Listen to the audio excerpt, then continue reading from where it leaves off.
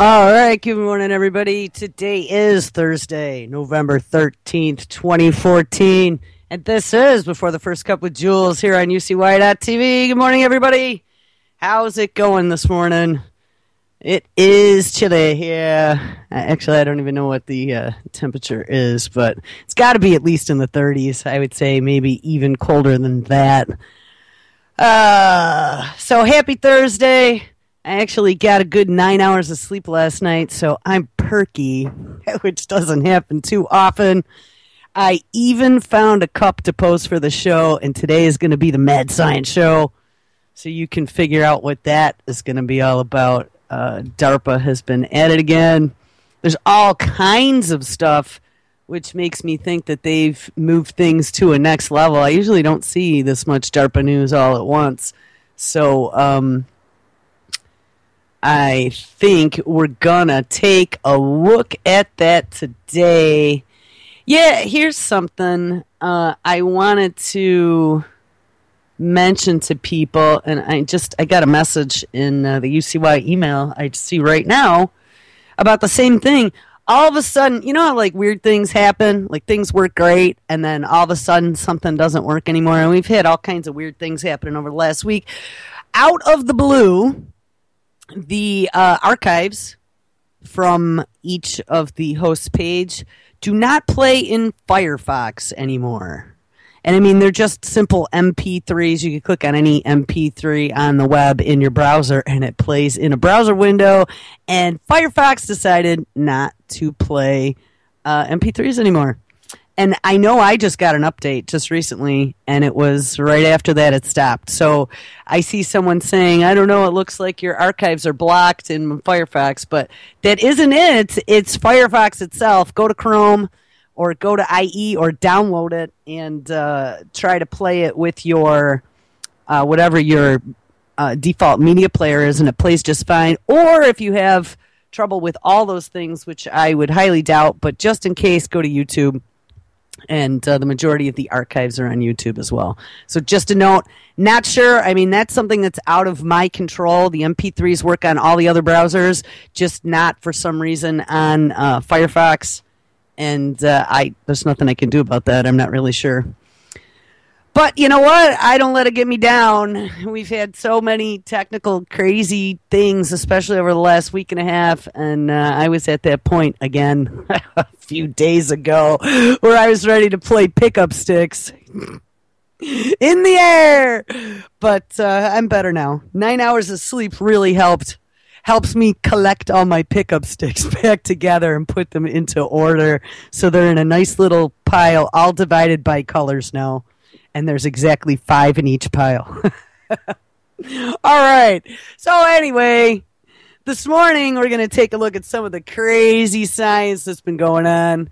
One of the things I want to do too, hold on, I had the phones forwarded to Nick last night, so let's unforward those. Bink. So if someone does decide to call, they're not waking Nick up at 6 a.m. in California. I'm sure he doesn't appreciate that. Yeah, I was just reading a story actually before I came down about sleep and how like your 8-hour of sleep schedule is all wrong. And I mean, I would believe that just because, you know, and I mean, honestly, I think it has a lot to do with weather, to tell you the truth, because in the summertime, I really don't need a lot of sleep at all. I am up at all hours, and I could do like 3 straight days with probably 2 hours sleep in between, and I really don't feel burned out until it's gone on for, you know, the entire summer. But this time of year, oh my God, this cold weather, I mean, hibernation, honestly, it must seriously be in our genetic code to want to hibernate, because the second it gets cold, I have no energy, and I'm sure it's the same for everybody else. And especially when the weather starts to do like the yo-yo thing, that's the worst, because then I literally start to feel sick. But, you know, once I catch up, it's good.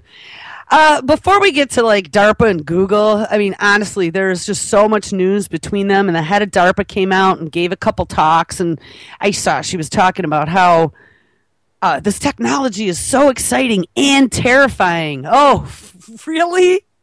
So even the head of DARPA is saying that maybe this technology is terrifying. Just talking about integrating, like, it's prosthetics, and of course it was all in the name of injured troops, that they were doing these brain implants and whatever, and how great it is for a paraplegic to be able to walk again. Yeah, my cousin's a paraplegic, and it would be great for him to be able to walk again. And I guess you'd have to put yourself into that situation. I mean, if you had the chance to see or hear or walk something that you've been deprived of, you probably would line up. And I don't know. I mean, I know at least me, I'd be very particular. I'd want to see like 500 people with the implant before I even considered it. But, there's a lot of people out there that aren't going to jump on the train. And what kills me about all this stuff is the sad fact of the matter is that they're hoping for desperation so that those people become willing guinea pigs. And this whole transhumanism march toward the future isn't a good thing, I don't think, for humanity as we know it. I have a friend who insists that this is, the next evolution of humans, and it's a good thing. I mean, a lot of the mainstream science shows are even talking about this as, evolution for humans. We see even Google jumping into the space race. I mean, we talked about that yesterday. They're looking at opening a spaceport, and they got billions of dollars to put behind it because that's where we're supposed to go. They pretty much now, this was the agenda we'd been talking about a long time ago about getting off this planet. But I'm still going to tell you guys, it's not for us. It's not for us. They're going to use us to help them pay for it all and to help them test all these technologies that allow them to do this and allow them to get their longevity project off the ground. We'll be version 1.0, and 1.0s in anything are not good versions. You don't want to be a 1.0. You want to be like a 3.0 where all the bugs are worked out. And so I just see every day that gets closer, and they put these things out like they're really exciting, that this is like a new cool thing that we should pay attention to, like that Jibo, how we ended the show yesterday. And in some distant respects, yeah, it's cool, but if you look under the covers and you pay attention to the agenda and what it really means, it's terrifying. I find it absolutely terrifying. One of the things too I wanted to look at, we'll do the Jibo robot again today, because Mark Dice, and though I don't always listen to Mark Dice, I mean, his Illuminati stuff I kind of just skip over because we all know that they're out there. I don't need to dwell on it. They're the evil force. But I don't need to watch every time someone sticks their crotch out in front of a statue of Baphomet. But he does have some good points at times, and one was his take on Jibo about the robot babysitter that will enslave your family. I'm telling you, this thing is frightening, and they're planning on launching this to the general public as a sub $1,000 home helper as of 2015. So it's ready to rock and roll. And I also saw, actually, let me go hit my my personal page, because there was another robot that looks like they're already shipping them, but they are shipping them to beta testers right now, and that's called My Butler. Hold on, let me get out there. It was something Butler, but it's a big robot. Robot Butler, maybe? Hold on, let's get out there. He's a big robot, and I mean, anyone who saw iRobot, the Will, my brain's not working, Will Smith movie, where, all these robots then got distributed and everybody had a helper robot until, they decided to get the red light and they were attacking people. Literally, that frightens me, because you know what? That wouldn't be very difficult. Yeah, it's called Robot Butler. And there's pictures of, and I might be able to drop this in the chat. I think their website is robotbutler.com. There are pictures in the shot from their Facebook page of an assembly line of all these boxes as far back as you could see with this Robot Butler thing. And it says, our shipments are headed out to beta testers, is what it says. I've never even heard of this guy. I mean, I've been following this stuff for the last 3 or 4 years. Well, at least the last 4. But, yeah, Robot Butler on the way. Here, I'll drop this into chat just so you guys can see this picture. Nope, that's not it. Hey, has anyone else been having issues where, like, your copy-paste... I noticed those. Copy-paste starts to, like, copy random things. It doesn't copy what you want it to copy. But it doesn't happen all the time. Just, like, intermittently, it decides it's going to copy random things that you maybe used. There we go. We got them. Maybe used, 2 hours ago. All right, so let's look. Robotbutler.com. I want to see if this guy has any prices. I mean, he's not there. Maybe that isn't the website.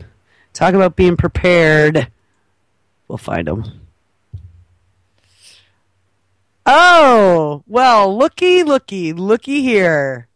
November 11th, news on Robot Butler's Facebook page. Due to unforeseen circumstances, we are no longer taking pre-orders for Robot Butlers.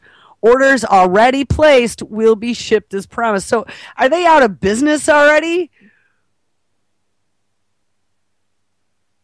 Or is this a joke?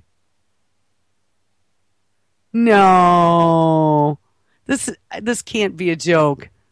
The news from November 10th, I'm gullible, so it's possible. The news from November 10th says some users are reporting unwanted advances from Robot Butler.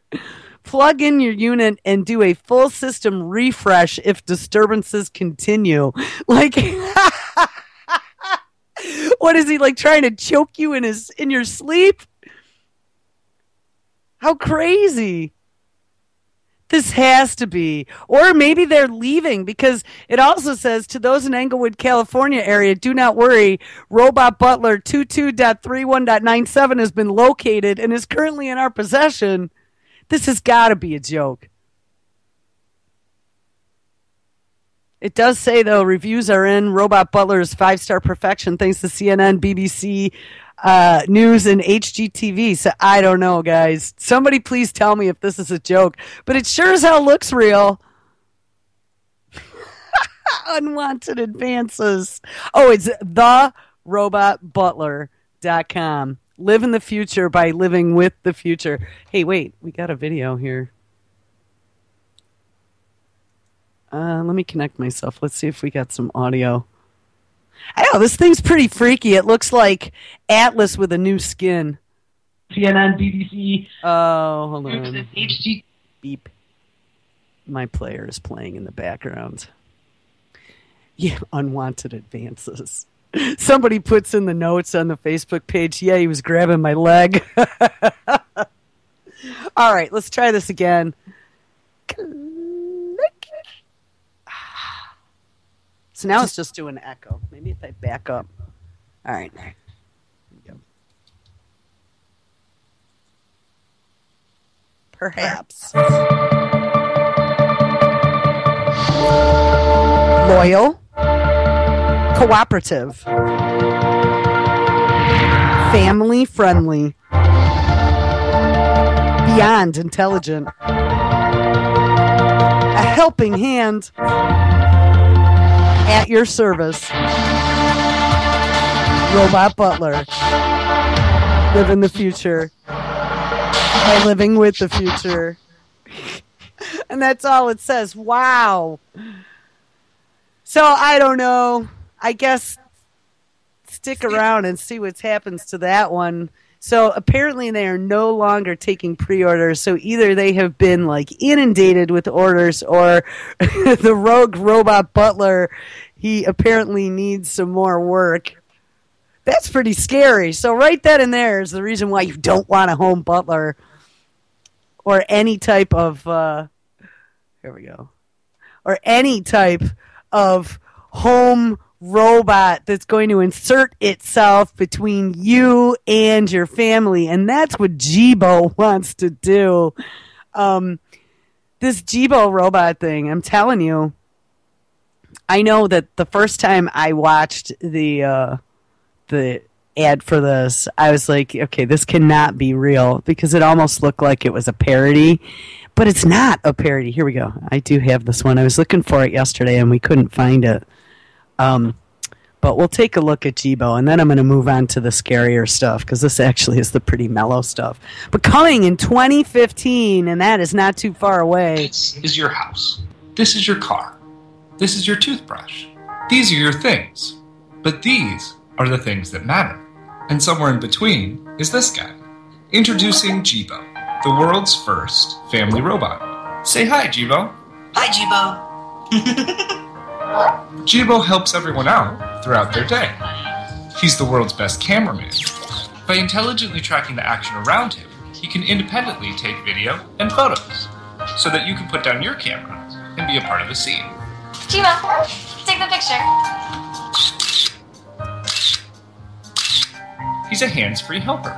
You can talk to him, and he'll talk to you back, so you don't have to skip a beat. Excuse me, Anne?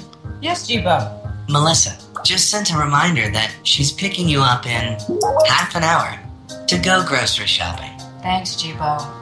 He's an entertainer and educator. Through interactive applications, Jibo can teach. Let me in, or else I'll... Ha! And I'll... Ha! And I'll blow your house in. Hey, where'd you go? There you are. He's the closest thing to a real-life teleportation device. He can turn and look at whoever you want with a simple tap of your finger. Check out my turkey dinner, Mom. I wish you wouldn't eat that. Hey, they make turkey pizza? I want turkey pizza. And he's a platform, so his skills keep expanding. He'll be able to connect to your home. Welcome home, Eric. Hey, buddy. Can you order some takeout for me? Sure thing. Chinese, as usual? You know me so well. And even be a great wingman. You have a voice message from Ashley. Want to hear it? Absolutely. Hey, call me when you're home. Better make that takeout for two, Jibo. We've dreamt of it for years, and now he's finally here. And he's not just an aluminum shell, nor is he just a 3-axis motor system. He's not even just a connected device. He's one of the family.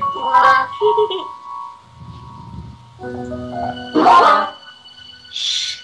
Good night, Jibo. Jibo, this little bot of mine. What if technology actually treated you like a human being? What if technology helped you to feel closer to the ones you love? What if technology helped you like a partner, rather than simply being a tool? That's what Jibo's about. That's why I created this company. And I've got the right team to do it. People with a proven track record of bringing innovative technologies and exciting content to market. But now, we need your help to build Jibo, to bring it to the world, and to grow the community. Let's work together to make Jibo truly great. And together, we can humanize technology. And that is the key, people. Humanizing technology. Now, I'm going to tell you what, that was the woman who is in charge of the Jibo project. And someone in chat was saying it's probably DARPA funded. They actually point out that it is funded by Indiegogo. So, of course, that makes it like a project of the people. But do you know where the hell this woman's from? I just saw it in her bio. She's from MIT. So you're probably right there, Joe. DARPA's involved somewhere along the way. Probably Google as well. All the mad scientists. They want us to humanize technology. They don't want it to be scary. They want it to be a part of our family so we can love the robots. That's what they need us to do next. We need to love our future enslavement, okay? They will be the overlords. I mean, look at that Atlas robot. Now, I saw a clip yesterday. They've really been working on Atlas, which was that big, scary sucker that looked like the Cylon from DARPA. And Atlas now can do, I don't remember what it was one of the Eastern relaxation balancing moves from like Tai Chi or whatever, where he was standing on one foot with his hands out like the crane. And I was like, wow, that's pretty for such a huge hulking chunk of metal. That is really some amazing balance for this thing to have. And I'm telling you, these aren't good. So I did a look to see when Jibo's shipping. First of all, yes, the sub 1000 robot is going to be launched at a price of $499. So, $499 is definitely a price point that's going to sell, I think, if they could sell this as not only your personal helping device, but it also can integrate with your smart home, help you turn on lights and keep track of your emails. I mean, this is stuff that we looked at quite a while ago. SLC Mike had dropped us a link about augmented reality and having computer assistance and helping you organize your life and keep things together. And I really think that that is what they're planning on doing. CBS News actually did a story, and I think this is where I first heard about it. It was back in July. Pigmine had posted this video, and of course, that was on the channel that got taken down. But coming in 2015, the world's first family robot is the title. Shoppers looking to beat next year's holiday rush for the hottest tech might want to put in their order now. And you can pre-order, by the way, on their website. Scheduled to be available by, so it's December of 2015. So we got about a year. So make sure you get in your Christmas order. Jibo will be capable of interacting with its owners. For now, it is just a prototype, but that could soon change. Launched on Wednesday, and this was in July. The crowdfunding campaign for Jibo, which creators are calling the first family robot, has blown through its first $100,000 funding goal on Indiegogo. Social Robotics, which is the idea behind Jibo, and Cynthia Briaziel, an associate professor at MIT, has worked in the field for years, involved in MIT's personal robots group. And, we should actually look into that because that's where a lot of this stuff is coming from, and a lot of the money does come from DARPA. She's been focusing on developing the principles, techniques, and technologies for personal robots. One thing that everybody is forgetting in this big march toward humanizing technology is that technology does not have a sense of morals, does not have an ethical code, and does not have emotions. So, I'm trying to remember what movie it was. I think it was iRobot. It was iRobot. That was the big thing, right? That they were programmed to never be able to kill humans, except that there was an override to that. And, here's the thing. When we take a look at the death and destruction that goes on a daily basis on this planet and the wanton disregard for life, down to the poorest human, how are we to trust these people as they launch armies of robotics? I mean, they're getting ready to do this. This is not fantasy anymore. Wait until you take a look at the new aircraft carrier for drones that DARPA is working on. They're going to retool standard aircraft to be able to do this, to dump thousands of them at a time over an area.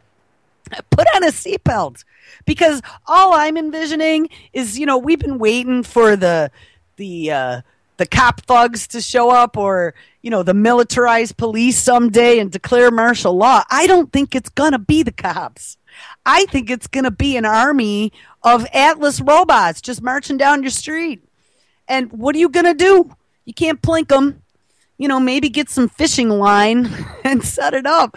But these things, I'm telling you, humanoid robots that have infrared vision and facial recognition technology with super hearing and, super duper HD vision that are broadcasting, streaming everything they see real time back to a Microsoft Cyber Patrol Center that does real time tracking. This stuff, it's beyond nightmares now. This stuff is literally becoming reality before our eyes. And people are so distracted by all this other stuff that's going on. And the other half of the people that are watching this think it's really damn cool because, hey, it's technology and it's the future. What I'm saying is we do not want to humanize technology. I don't, you know what? My computer's sitting on my desk doing what it's told, and every once in a while it acts up and I feel like, the baseball bat is fine with me. I do not want my computer talking to me. I do not want my computer reading my thoughts or anticipating what I wanted to do. I mean, look at how irritating and how inaccurate you're on your cell phone, like when you're typing in chat and it has that feature, and I have that feature turned on, and I find it so damn annoying. I really wish I could find out how to turn it off, where it anticipates what you're going to type and it inserts words for you. I mean, there have been some hysterical things that I've sent to friends of mine because I didn't realize that it anticipated what I was going to say and then inserted something completely off base that, as I wasn't paying attention, I sent it, And so take that, and that's just a text. Take that to the nth degree. These like moving around robots that are going to be cleaning your house and taking care of your children that misinterprets and thinks that, a bad glance means that you're going to unplug it and it gets pissed off. I don't know. My brain reels as I think about the possibilities of the next 10 years. And I've lived technology for 25 years. I've been in it. I've done it. I've been there from the very beginning of the first PC. I had one. I had a Commodore 64 writing in BASIC. I had the first 8086 on my desktop with a hard drive that could kill a man because it was so damn big and heavy. When I look at where we've come just in the last 25 years, and then you think about what the singularity is, and you think about the fact that Kurzweil is the director of engineering for Google, and you think about that, Google just bought 8 military robotics companies. You think about how fast the singularity, the whole concept behind technology, then using the technology that we have to exponentially increase the technology of the next generation. That is happening 100% until we get to the point where man and machine merge. It all merges. This is what they are leading toward. And it has gotten to the point right now where I don't know if there's a way to stop the train. I'm not sure there is. So we got to come up with ways to jam these suckers. Poke them in the eye. Use chicken wire to wrap around their legs. I'm not getting one. I'm telling you. Or we get one and we hack the crap out of him. And we turn him. And, here's the other thing. They've been studying the swarm technology for quite a number of years now. We talked about the robo-bees at Harvard. You can go out there. I think it's robobees.harvard.edu. I don't know. I always give out the wrong address when I talk about robo-bees, because if you tell people about robo-bees, they would never believe you. I think it is. Hold on. Harvard.edu. I think there's something else in there. Yeah, that is not the right one. Hold on. It's like CBees or something. Hold on. Robo-bees in Harvard. We'll just do a quick search. Because for anyone who hasn't read about these guys, you should. Oh, yes, robobees.seas, S-E-A-S, .harvard.edu. And then there's a whole section on the research. But, they're talking about these as being our cure to the colony collapse disorder, which, of course, we've had... Thanks, Maddie. I see Maddie in chat saying Jules is ranting like she's crazy, except she's 100% on point. I mean, honestly, this stuff is so nuts. And then when you start looking at some of the things that are going on in the vaccine world, I mean, we've talked at length about this whole Ebola thing, and which, did you guys notice? They ramped this shit up to the nth degree. And then the elections happened. And I'd actually read a story, and I think it might have been out of Natural News. So, I mean, I read Natural News, but I don't put all my cookies in that basket. But there was a story right as the election was happening. So this was last Tuesday, I believe, saying that there had been some mainstream reporters that had come out and had said that they were told to STFU about Ebola, to just zip it. Don't say anything. We're not reporting this anymore. And where's the Ebola news? I mean, Pigmine in the last 2 months had over 600. Go look at the playlist. There's over 600 clips from mainstream news over the last 2 months. And in the last week and a half, I think he's had 3. And they've been talking about Africa, not here. So what happened to the Ebola? Oh, well, there's no cases now. So everyone who was saying this was fake, like I said, my jury was still out. I would not go to an airport and lick a doorknob at like LAX or JFK International Airport. Okay, because very possibly, I'm sure that there are people dying. Is it naturally occurring? Was it manufactured? Yeah, I think that's probably more likely. When I really started to dig into the biolabs in Africa, I don't know if you knew about that, but apparently we've been doing lots and lots of mix it up in a petri dish for a long time down there. And then, of course, the headline news out of Liberia that popped up the one day saying that it was us that did it. And that got squashed pretty quickly as well. But when you start looking at all of this crazy stuff, and yes, good morning, Heather. We don't see you in chat too often. Yes, Heather posted a story about the RoboBees from Activist Post. I bet you can do a search here. Let me see who did it. These RoboBees, they list them as to be like the cure for the colony collapse disorder. But remember, it was a story by Heather. So you can go over, if you can't find it on Activist Post, you can search by author under contributors, and I'm sure you could find it. It was a story from May 6th of this year as an update to an original one.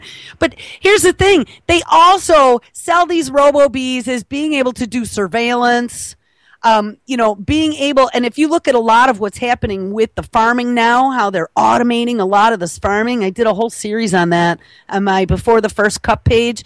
They're integrating robotics into farming. So then you mix in Monsanto.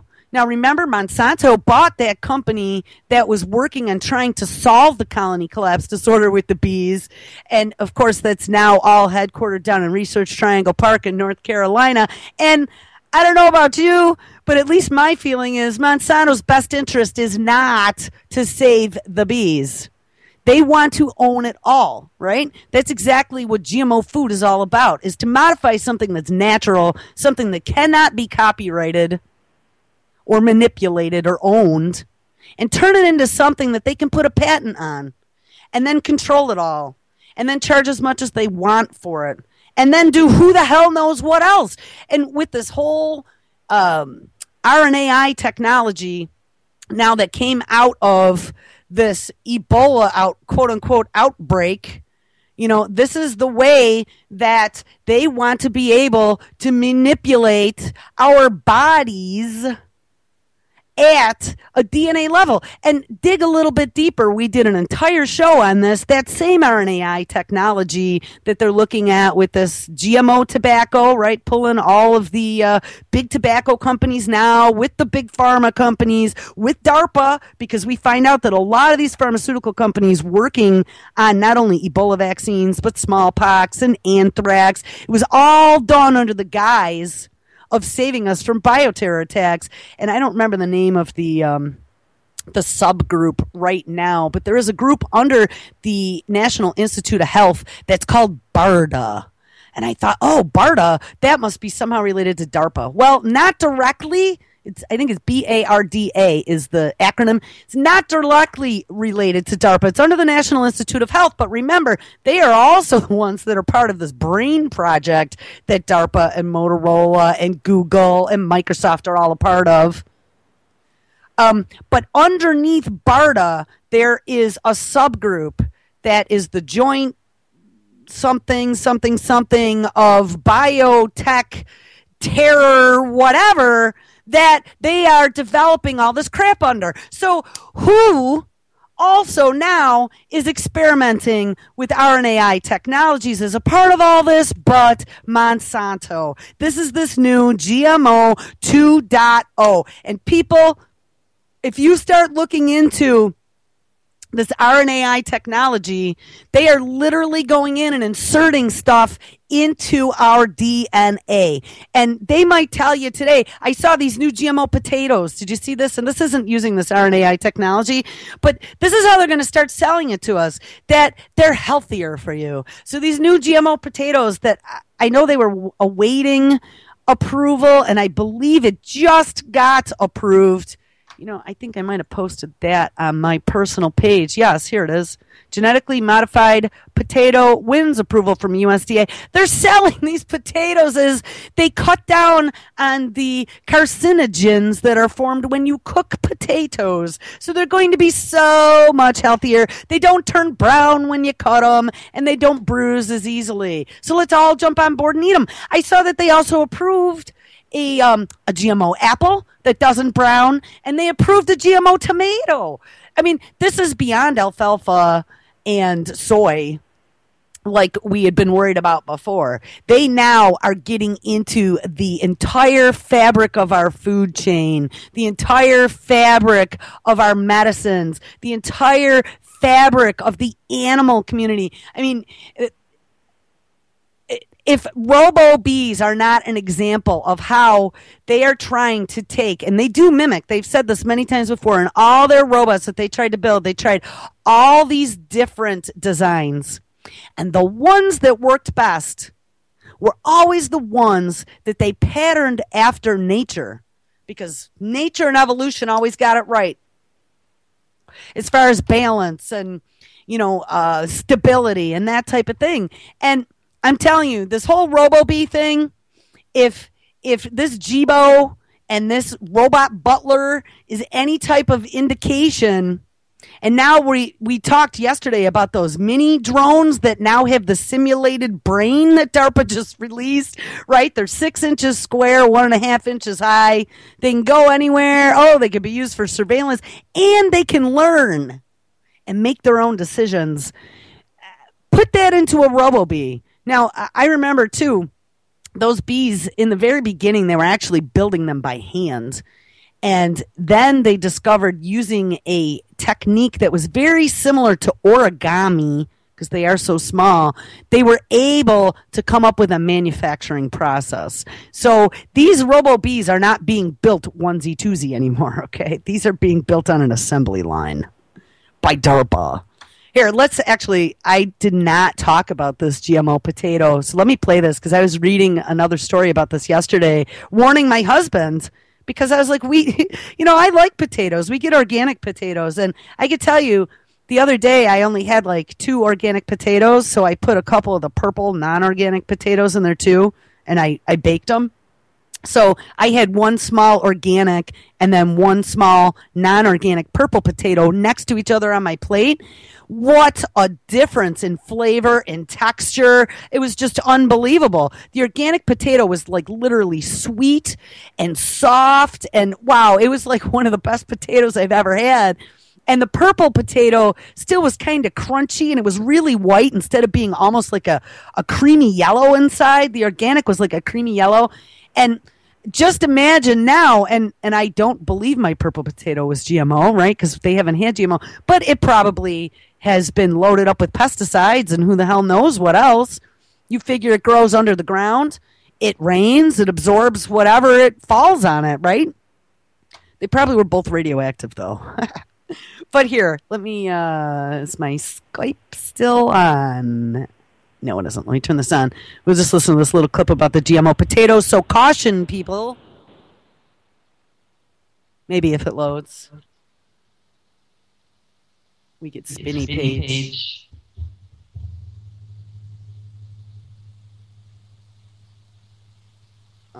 Street Journal says the U.S. Department of Agriculture has given the green light to a genetically modified potato. The Idaho company creating it is promising to remove the bruising and black spots and to increase the potato's health benefits. The company is planning to create 3 different varieties, 2 which it plans to sell for French fry purposes and the 3rd for making chips. First apples, now potatoes. Yeah, you heard her mention apples, too. The name of the company is Simplot that is making that. I saw in the little, they actually showed like a news story as they were talking about it, and it said something that there had been a GMO potato by Monsanto that was pulled off the market. So I don't know about that one. I might have to take a look at that. But anyway, keep your eyes peeled for that. It's mad science gone mad. And that's what the show is about today. That was the coffee cup that I posted. So let's get back to these robots anyway. So we looked at RoboBees.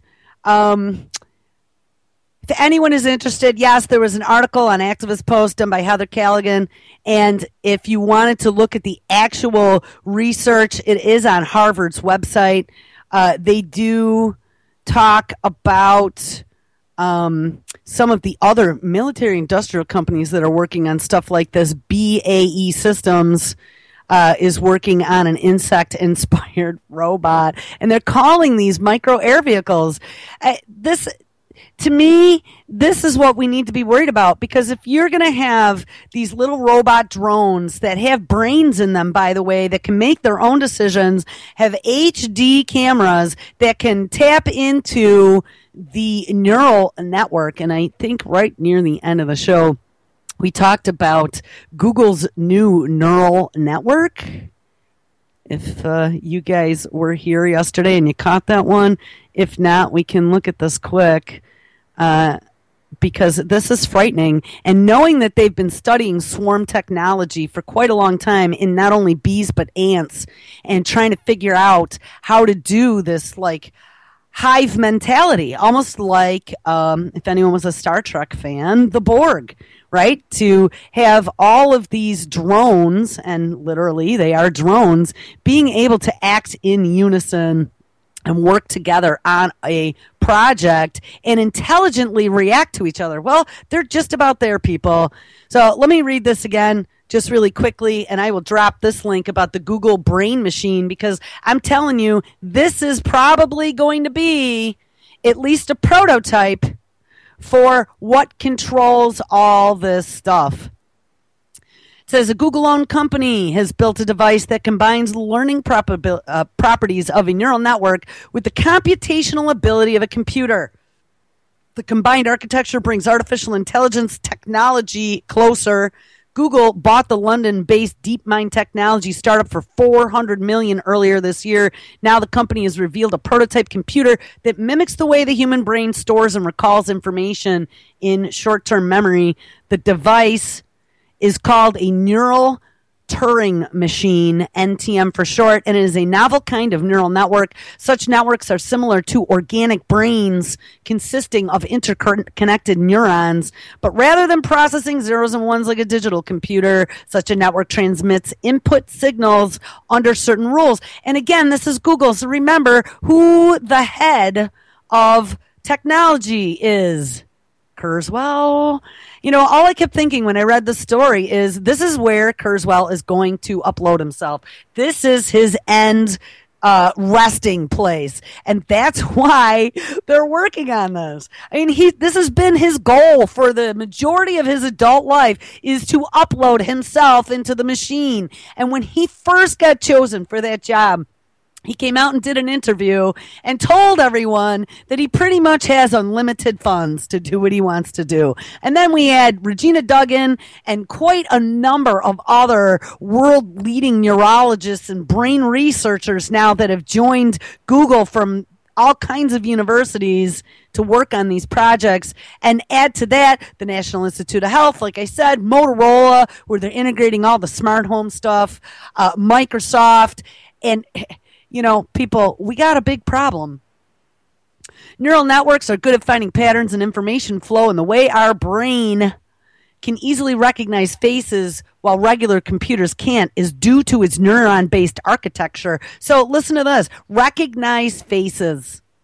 Okay, facial recognition technology. This is probably where they're going to end up putting that entire database. And, you know, I think I even mentioned this yesterday, too, about the DMV. The DMV is where they're now using all that 230-point facial recognition technology. I mean, I know that they're doing it other places. Just about everywhere now has a surveillance camera. Many of the cities have them at stoplights. And a lot of the big cities, New York and Seattle are namely two that I know of that have those huge Microsoft operations centers that are tracking everything.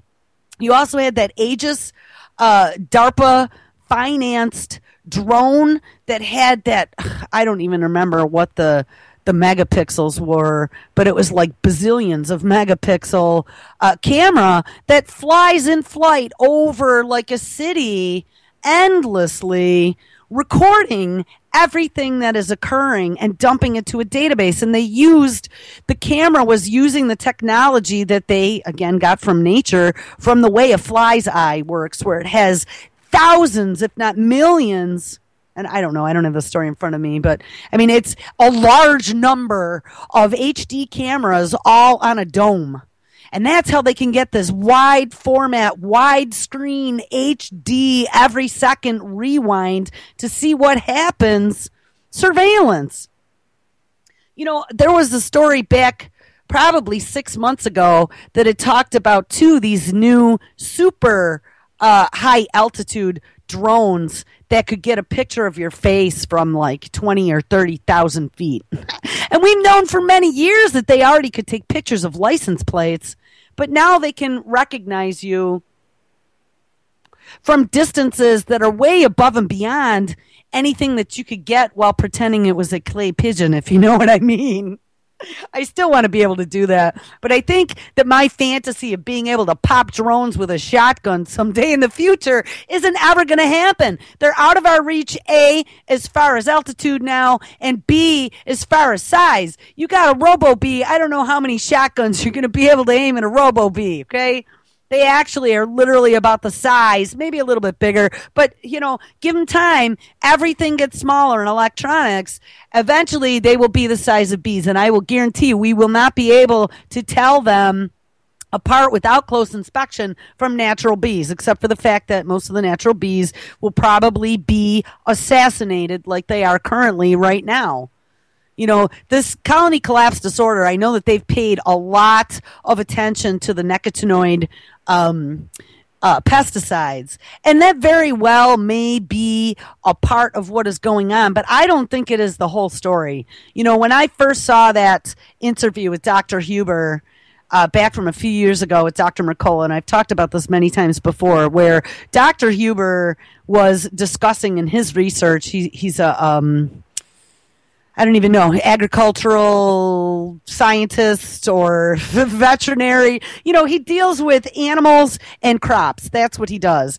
And he was discovering, right, all kinds of issues with stillbirth abortions and lower fertility rates in cows and horses and things that have been eating some of this GMO feed, the alfalfa.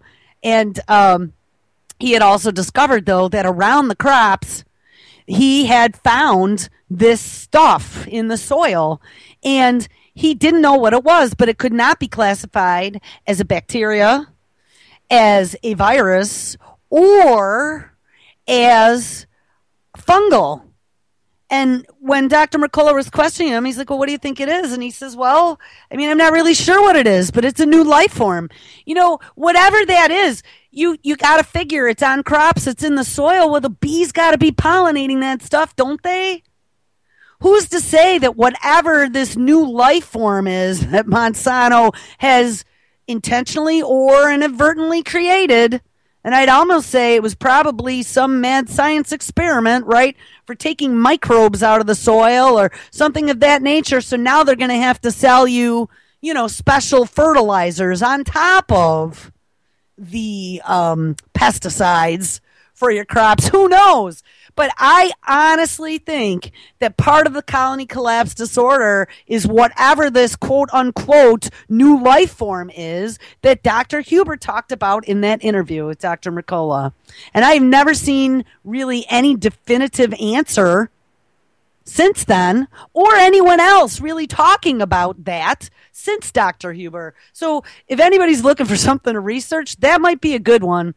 Also, this new GMO 2.0 using this RNAi technology, I have a whole bunch of stuff posted about that on the Before the First Cup page. We spent an entire show digging deep down into the 2014 forward-looking statements by Monsanto for this year and all the new technologies that they were creating and how far along the pipeline the research was. So that is definitely an interesting document if you wanted to look at something as well.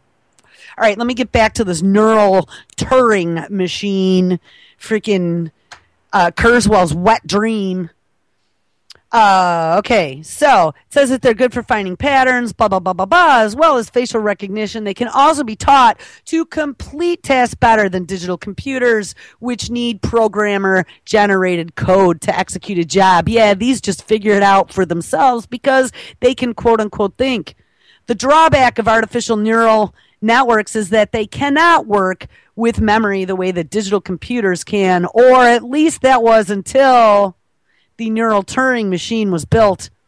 Quote, we have introduced the neural Turing machine, a neural network architecture that takes inspiration from both models of biological working memory and design of digital computers, says Alex Graves, Greg Wayne, and Ivo Danielka, however you say that, a scientist behind the NTM. DeepMind's device can access a large external memory, much like the ticker tape that passes back and forth through a Turing machine, which was a hypothetical device invented in 1936 by mathematician Alan Turing that gave the neural Turing machine its name. In their experiments, the researchers taught the neural Turing machine to do simple sorting and copying tasks. A conventional neural network can learn how to do them with a few pieces of information, but performance drops quickly as the tasks become harder. This new device, after it learned to handle these simple tasks, can now use its memory access to help it deal with more complex tasks. Just like that DARPA drone we talked about yesterday, it can actually learn. The difference with conventional networks was significant, the researchers say. Now, here's something that I was thinking about too. So as Google starts to own all of our information and they scrape everything we're doing online, we had talked about this way back, how they were working on artificial intelligence that was going to be able to sort everything we've ever done and database it all and figure out, even when we're talking in colloquialisms or slang, what we're trying to say. Doesn't this sound like a nice device to be able to do that? And especially with Google, who does search engine scraping and indexing, to be able to get everything about us, to sort it all and all the information. And, oh, look, it does facial recognition really well, too. And this is frightening. This is literally frightening. And when you take a look at the fact that they're already in bed with DARPA and Microsoft and Motorola, but you also take a look at companies such as Amazon, and we're going to look at Amazon too. There was some news about them, that Amazon was actually contracted. I was telling my husband about this yesterday too. They were contracted back, it might have been over the summer, maybe more toward the beginning of the year, by, and you know what, I got to find this because I don't want to give you wrong information. I thought it was the CIA. But hold on, CIA and Amazon. They were contracted by one of the alphabet agencies. Yes, it was CIA. To build them a duplicate. The CIA came to Amazon. They said, look, you know, your network is incredible, and you're doing this massively distributed cloud computing on-demand processor bandwidth for huge amounts of data. We want one of those. And they paid Amazon to build them an Amazon cloud in parallel to their own to be able to deal with all the data. Here, yeah, it was in July. Oh, and there was a news story that actually came out October 29th. I missed this one. Hold on. We'll find this one. Well, here, we'll back up. We'll back up and we'll read the original story. Details about the CIA's deal with Amazon. The intelligence... Oh, hold on. It did refresh. Is it literally going to make me wait for this ad? Okay. The intelligence community is about to get the equivalent of an adrenaline shot to the chest. This summer, a $600 million computing cloud developed by Amazon Web Services for the Central Intelligence Agency over the past year will begin servicing all 17 agencies that make up the intelligence community. If the technology plays out as officials envision, it will usher in a new era of cooperation and coordination, allowing agencies to share information and services much more easily and avoid the kind of intelligence gaps that precede Oh yeah, of course they had to call this one out. The kind of intelligence gaps that precede September 11th, 2001 terrorist attacks. We need to have a super brain to protect you. For the first time, agencies within the intelligence community will be able to order a variety of on-demand computing and analytics services from the CIA and, oh, I thought so, the National Security Agency. What's more, they'll only pay for what they use. Yes, it's all about on-demand, people. And like I've been talking about the database, trust me, databasing is freaking awesome. That's what my husband and I both did for a living, was taking databases, creating them, and then being able to slice and dice the data for executive management in 1,000 different ways to give you a real-time view as to what is going on in your corporation. Well, let's take that a step further. Now this is what the alphabet agencies have figured out, and we are the data. It's not about sales anymore. You know, in the corporate world, it's about how many qubits are going out. This is about you and me and what we are doing real time. Add to that, then, we've talked many times about Obamacare and the electronic health record push to get everybody's records electronic. Tie that in again with like your shopper club cards and all the other crap, your credit card receipts and your Amazon purchases, and when you buy gasoline as you're logging in to get your discounts at the pump. And they got a pretty full rounded picture of your daily grind. And I mean, it is so beyond cell phone metadata that we were freaking about last year. I mean, this is just insane. All right. And it's all on demand. So they can get it whenever they want it. It's all an ASP-based service, which is application service provider. So you don't need to. And I mean, honestly, I sold all kinds of ASP services. It's great. It's because, like, as a company, you would not have to buy the software and all the licensing to put on all the PCs in your company. What you could do is subscribe to a service. So I pay $5.99 a month for licensing, and I have access to whatever I want that's in their database on demand.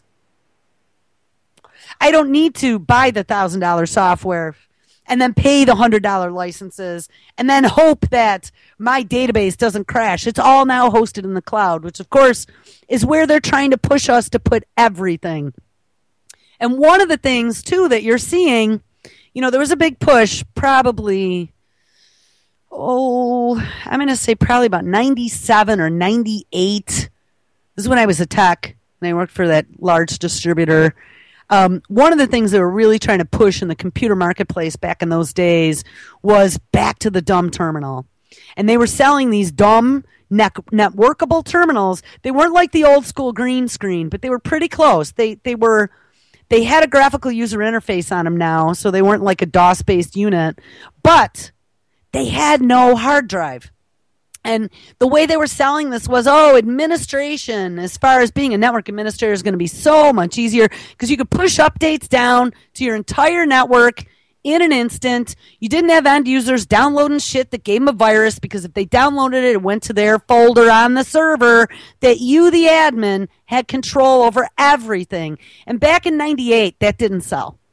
Neither did tablets. They tried tablet computers too, like Microsoft had one way, way, way back, and that never flew, so they kind of dumped it. But now, guess what, people?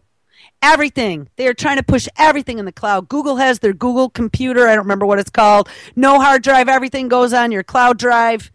Your iPads, your iPhones, your Android tablets, all that stuff is encouraging you to save things to like your cloud drive or your Dropbox. And that's what they want. Eventually, I'm going to tell you, eventually we will not own our data anymore. They will have it all in the cloud, just like they're doing here. Why do you think the alphabet agencies are learning all about cloud technology? It's all going to be in the cloud. So they will have every piece of everything you do electronically.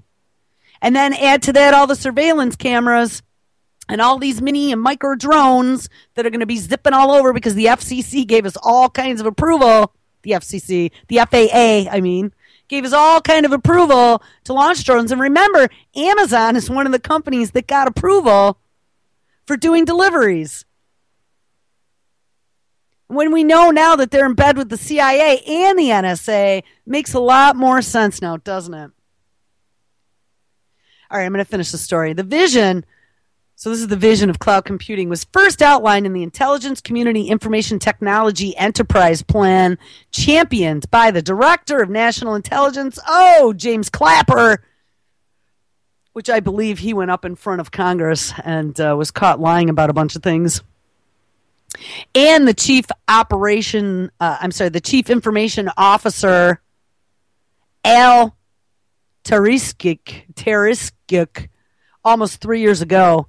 Cloud computing is one of the core components of the strategy to help the IC discover, access, and share critical information in an era of seemingly infinite data. For the risk-adverse intelligence community, the decision to go with a commercial cloud vendor is a radical departure from its business as usual. In 2011, while private companies were consolidating data centers in favor of the cloud, some civilian agencies began flirting with cloud variants like email as a service, that's what I was talking about, the software as a service, and sometimes contentious debates among the intelligence community's leadership took place. I'm going to tell you, here's the downfall. And if we want to be able to take these guys down at some point, know where the weakness points are.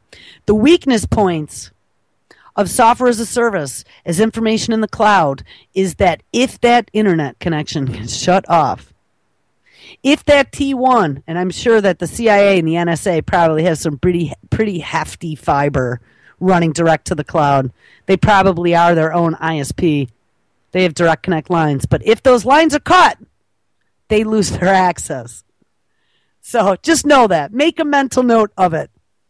Or disrupted. But it's probably an internal network. It's probably right from one of their big-ass core, and I will guarantee you it's probably a big-ass core Cisco router with a big fiber card in it that's probably doing some sort of multiplexing between, 5 or 10 pieces of fiber to make it one big fat pipe direct from the CIA and the NSA to one of Amazon's headquarters where they have some computing power. Now remember though, Amazon's cloud is not located in one place. What was great about cloud technology back when I used to build disaster recovery networks for large organizations is that it is distributed. You can have servers and storage located all over the world in different data centers, all connected by huge pipes, and they all mesh together and interact as if they were one huge system. And if one application is maybe dormant right now, but then all of a sudden you get a huge influx, like everybody's trying to access the same information, it can give you computing power on demand and take it from somewhere else that isn't being utilized and give it to you right now in this location. And that's what was so great about cloud computing. But I'm telling you what, it's coming back to bite us right in the ass. Like all this stuff it's what makes me so mad is, I've spent the majority of my adult life helping to learn and build these types of networks. And I've been on cutting edge since day one. I worked for the place that started e-commerce. I was part of the Rosetta Net group that helped come up with the descriptions on how to do e-commerce online, okay? From the very freaking beginning. And I feel like, we came up with all these great ideas on how to do this, that, and the other thing, and we made it work. We figured out how to engineer it. We worked with all the manufacturers. We did all kinds of beta testing for them, and now they're sticking it right back at us as our own enslavement. This is not right. We need to take this back. This is not their technology. Look they're buying into it. This is not their technology. This is the people's technology. This just, sorry guys, but this really makes me angry when I see this. All right. So, as one of the former intelligence officials with knowledge of the Amazon deal told Government Executive, this must be a magazine, quote, "It took a lot of wrangling, but it was easy to see the vision if you laid it all out. The critical question was if this IC, which is the intelligence, they're calling it Intelligence Community Information technology enterprise, which is led by the CIA, attempts to do cloud computing from within, or would they buy the innovation? Money was a factor, and according to their intelligence official, it was not the leading one. The government was spending more money on information technology than ever before. IT spending reached $8 billion in 2013, according to budget documents leaked by Ed Snowden. The CIA and other agencies feasibly could have spent billions of dollars standing up their own cloud infrastructure without raising many eyebrows in Congress. No, Congress has just bent over and handed everything to them. And if you remember when we did that big expose, it was 3 days on Keith Alexander. We spent over the summer going through that Wired article that dug really deep into the NSA and all the different pieces that are affiliated with them for all their cyber patrol centers and how it's all tied into the military. And he was in charge of all of it. One of the things that we found out is that Keith Alexander really had no budget. They gave him anything he wanted, even amidst budget cuts. Nobody questioned him. And now, of course, we've talked about Alexander and Chertoff now working at their own security company now that he's stepped down. All right, I don't want to spend a lot more time on this because we are already ticking down. This is a 3-page freaking article. So just know that they have contracted with Amazon to build them a big ass network. But let's read the update that came out October 29th. So there was a story from July. Amazon CIA $600 million deal facing scrutiny. What's the CIA doing on Amazon's cloud? Hey, damn good question, because that's what I asked the day I saw it. A billboard challenging Amazon to fully disclose the terms of its $600 million contract to provide cloud computing services for the Central Intelligence Agency has been unveiled at a busy intersection near Amazon's Seattle headquarters. And how interesting that Amazon's headquarters are in Seattle, right where Microsoft's headquarters are, and the big-ass global cyber patrol center that they themselves said are going to be working with government and policing agencies worldwide. The billboards launch asking, quote, the $600 million question, what is the CIA doing on Amazon's cloud, unquote, marks the escalation of a campaign by the online activist organizations rootsaction.org and exposefacts.org. The groups are calling for accountability from Amazon in an effort to inform the public of serious privacy implications of the Amazon CIA collaboration.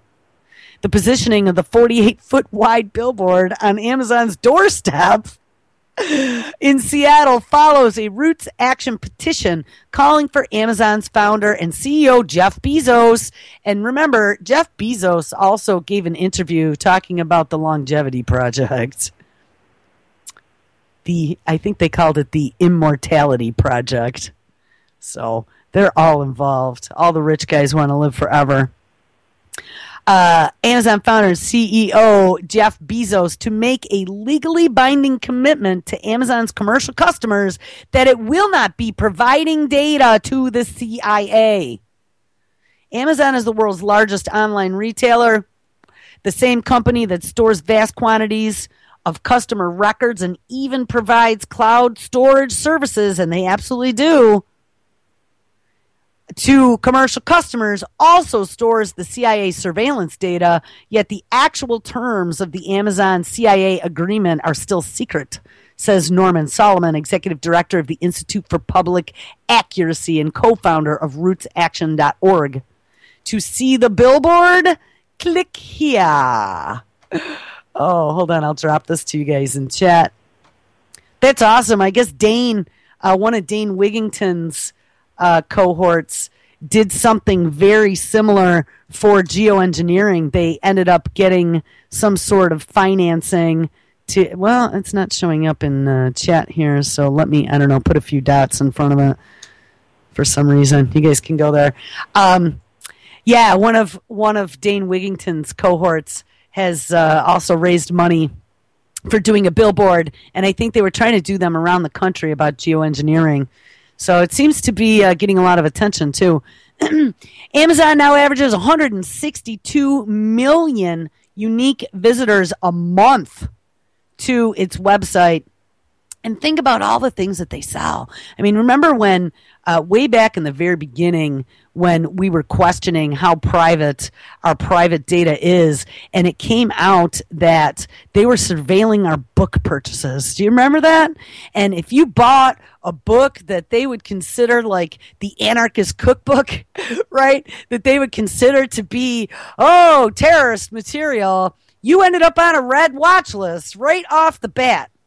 Well, imagine now, I mean, I could buy so much shit on Amazon, from, Christmas presents to, I don't know, magnesium fire strikers to Jibo robots, and they could be watching every purchase. And your purchases, even with small components, can tell a lot about what you're doing or who you are or what kind of things that you're into. So I think it's a big deal, honestly. Amazon's current privacy notice to customers reads, quote, "We release account and other personal information when we believe release is appropriate to comply with the law, enforce or apply our conditions of use and other agreements, or to protect the rights, property, or safety of Amazon, other users, or others." Yeah, that's real specific now, isn't it? After Amazon's Web Services was awarded that $600 million cloud contract last year, which it must have been last year, they launched it in July, Amazon declared, quote, "We look forward to a successful relationship with the CIA. Industry experts have said that this contract will likely open the door for Amazon to get more cloud contracts from other government spy and military agencies." Yay! Hardly a reassuring prospect for the privacy of Amazon customers. And again, remember, Amazon is planning on also using drones to deliver with cameras that can probably think. I don't know, people. When I look at this landscape, and I mean, I have an 8-year-old. That's what fuels me in this. I look at, like, my childhood. We didn't even, back in those days in the 70s, we didn't have VCRs. We had cartoons on Saturday. That was it. And I had to change the channel by getting my ass up off the couch.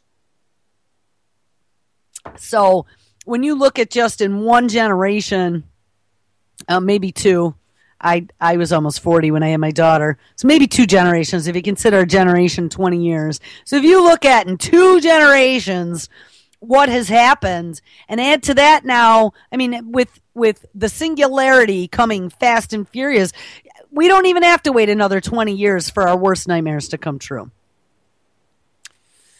All right, I'm going to go beyond that. So what do we touch on next? Do we get back to Jibo?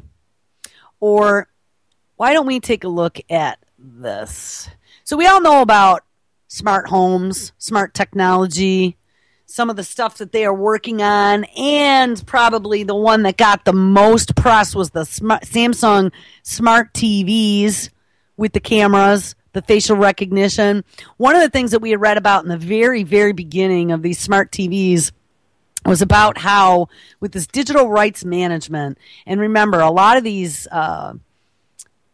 movie companies and record companies and Microsoft's large software companies, Apple, they're totally on board with locking things down and trying to soak us for every penny they can to thwart sharing this information freely on the internet, which, mind you, I think that, as far as my opinion, that's what the big push behind digital rights management is. I mean, yeah, they might lose a few profits here and there, but don't forget, they have this massive global market now where, a good part of the world is now online when you figure in all the cell phones And as Google is working to expand online connectivity to the most remote places of the world with their balloon project, and soon to be, Hecti actually dropped us a link,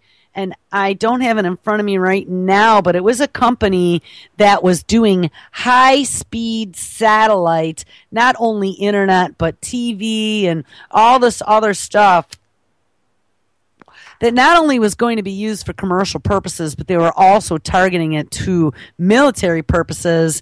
And that is something, if you've been paying attention to FBO.gov with some of the most recent RFPs that places like the DoD and DARPA have been requesting, one of the big things that they're working on in military technology now is how to automate a lot of these robotics that they've built, how to tie them and mesh them all together with some high-end satellite network that is beyond GPSs, and to give them intelligence. And we've already seen now in 2 cases with some of these drone projects that it looks like that is much further along than we thought.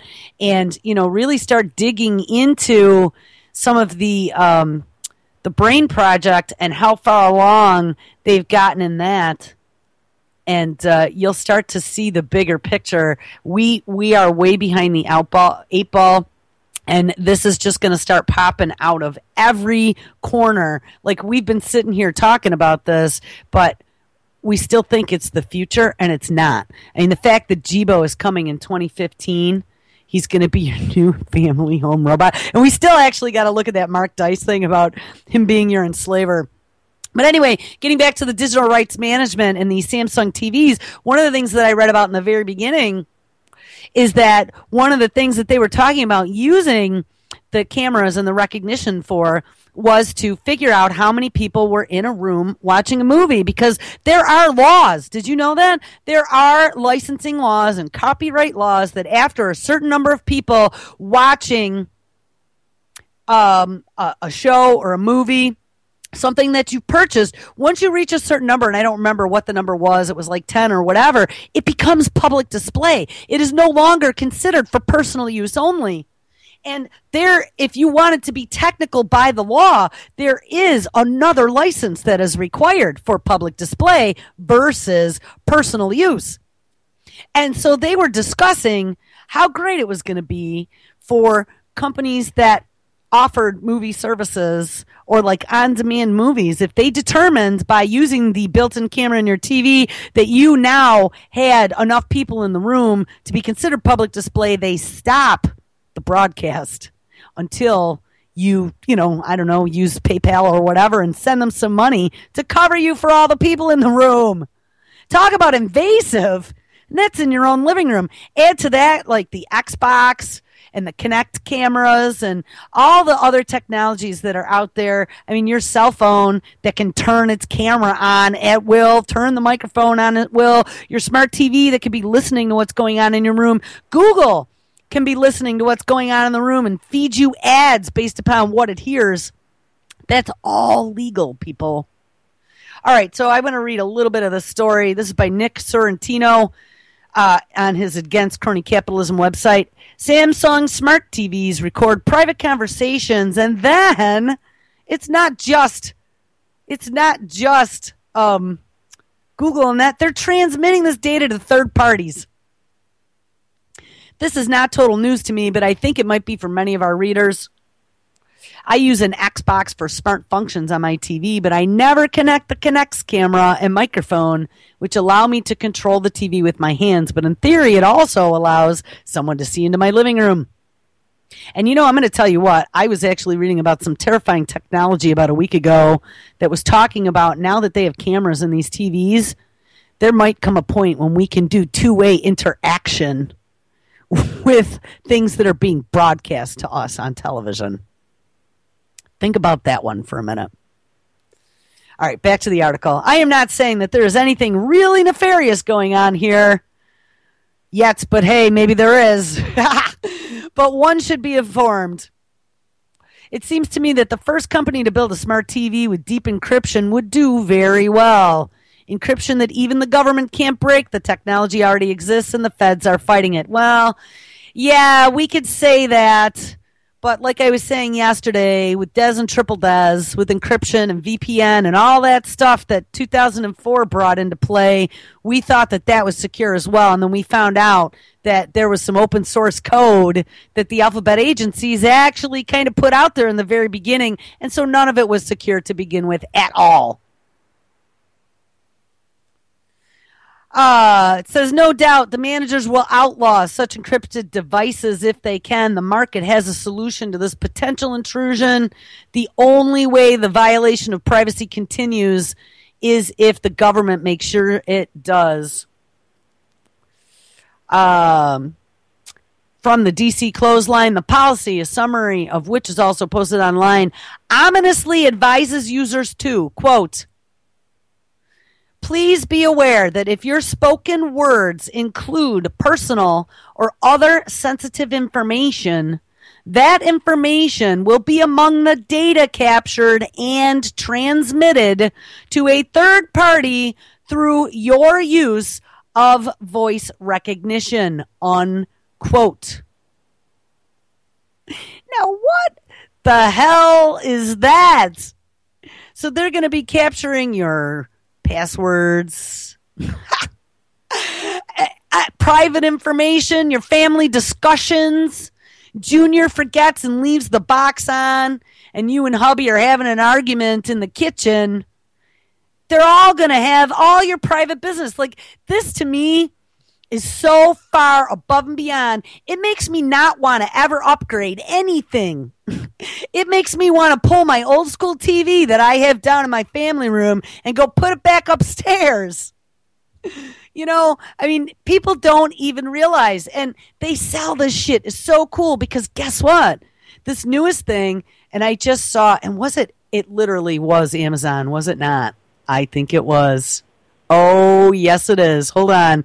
We got to play something. I actually posted about this the other day, and then somebody sent me in chat yesterday, and I don't remember who it was. I'm sorry. But they sent me a CNET, which is the technology magazine website that I used to read when I was doing this every day, a story about this. Let me reconnect here, because this is going to be able to personalize everything for you.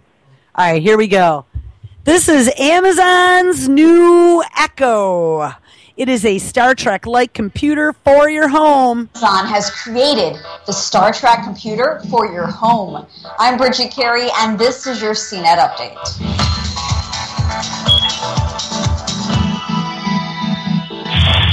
Step aside, Siri, and don't cry, Cortana. There's a new female computer voice you can talk to now, and her name is Alexa. Well, the device itself is actually called Amazon Echo. Amazon created a speaker you can put anywhere in your home. It's connected to the internet and responds to your family's voice commands. But before any question or command, you have to first say, Alexa. The concept is just like what you can do with Android by saying, OK, Google, before a command. But the Amazon Echo does much more than a phone. You can ask her for the news, and she'll play the latest from NPR, ESPN, or your local radio station. You can set alarms, timers, even ask her to add items to your shopping list. But Alexa, add wrapping paper to the shopping list. I've put wrapping paper on your shopping list.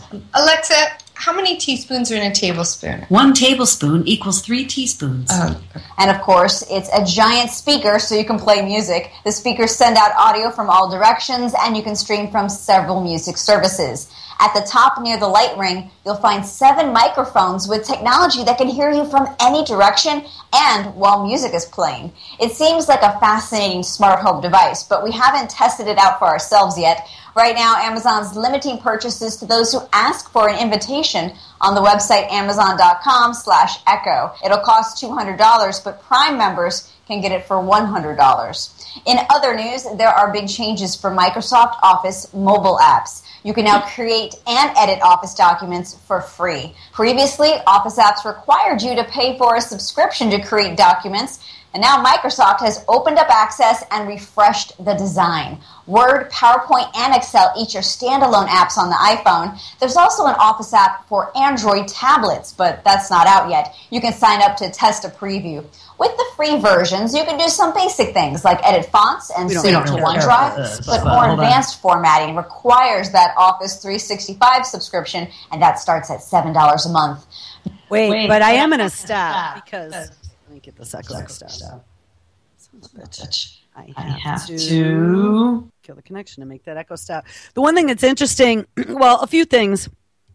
So this Amazon Echo, did you hear that? It's got 7 microphones that can take information from any direction and catch your voice over music. Sounds to me like the perfect surveillance device for home. And knowing now that the CIA and the NSA are totally 100% in bed with Amazon, this starts to make much more sense. She was also talking about these Microsoft apps that now you can use on mobile. What's one thing that's interesting about Microsoft, again, is this push toward cloud technology. Microsoft Office 365 is no longer a standalone application on your desktop. It saves all of your information up to the cloud, and of course they push that as being accessible anywhere, so it's so great. You can do all this stuff. But yes, it also makes everything you type, all your letters, all your numbers, all your financial data you put into Excel spreadsheets accessible to anyone that has access to the Microsoft cloud. And you better believe it's going to be every single one of the alphabet agencies because of Microsoft Cyber Patrol Center. They're in bed with them all. I want to play the very end of this, though, because she does something about messaging apps and having a lack of security. And again, do not believe that that isn't by design, because it sure as hell is. Oh, hold on. I got to reconnect this connection. In the news, but for not being secure. You see, the Electronic Frontier Foundation found that many apps we use for messaging are not providing full encryption to protect our conversations from being spied on. And that includes WhatsApp, Facebook Chat, AIM, Viber, Skype, Snapchat, Yahoo Messenger, and even Google Chat when you're off the record. That's your tech news update, and you can go to cnet.com. So there you go. None of our chats. And I mean, Chat and Go, of course, we already know that. That's just a web-based little cheapy app. But even ones that we log into and we think we're having private conversations, I know that none of my listeners think that any of our conversations are private anymore. But there might be people out there listening that do. They're not. Nothing you do. And, talk about how horrifying this Amazon Echo is. As more and more of these devices end up in people's homes, the sadly unaware people's homes, think about, you're going to go to your friend's house and be talking about something, and you're going to be recorded. You better make sure that any of your liberty-loving buddies all know that this stuff, and I'm sure that most of us do, we all know that we're being surveilled, but these aren't cool toys, people. They're not. They're to be able to get surveillance devices into every part of your home. Last Christmas, my daughter was so adamant. She wanted this robo-dog thing, and I'm looking at it. I'm like, okay, well, let's take a look at the robo-dog. And I start noticing a few things right off the bat. The robo-dog had HD cameras in its eyes, and it was a recording device with a microphone. It would respond to your command. I started really digging in, and as I'm looking up, I noticed that on any of the online sites that had the robo-dog for sale, well, there were tech sites that even reviewed it. They're like, this is the most advanced robot to date, and this was as of last Christmas, out to the consumer public. And I'm like, okay, well, that's odd. The most advanced robotic device out to consumers, and they're peddling it to children to put the surveillance device in your children's bedroom. Up until this point, we really had our PCs, we had our cell phones. By that point, we had already had the smart TVs with the cameras and the microphones, your Xbox Connect. But that typically those items remain downstairs. They remain in the living room or in the office. This was the first time I had seen, maybe your cell phone you bring up and put next to your bed, but they say that's not good because, cell phone signals while you're sleeping at your head. I'm actually I'm one of the worst offenders of that because I have alarms that go off for certain days for shows that if I'm taking a nap, I got to make sure I'm up, to transfer phones or whatever. But most people, you're in bed, you're not saying much. But get this robo-dog with internet connectivity and full surveillance capabilities, HD cameras into your kid's room. And now it's got a place that it's going to be forgotten about in the back of a closet that's going to hear everything you and your husband say, as you're getting ready for work, you're in the bathroom, you're getting dressed, you're having an argument. It was really horrifying. And as I started to dig into who was behind this dog, and I don't remember the name of the company, but that company, when you went into all the things that they did, they made toys, sure. They also made surveillance devices. So I had to actually crush a little girl's hopes for Christmas and told her we are not getting a robo-dog. I hate to tell you. And again, when we look at this Jibo thing, now this is like even the next generation up from RoboDog.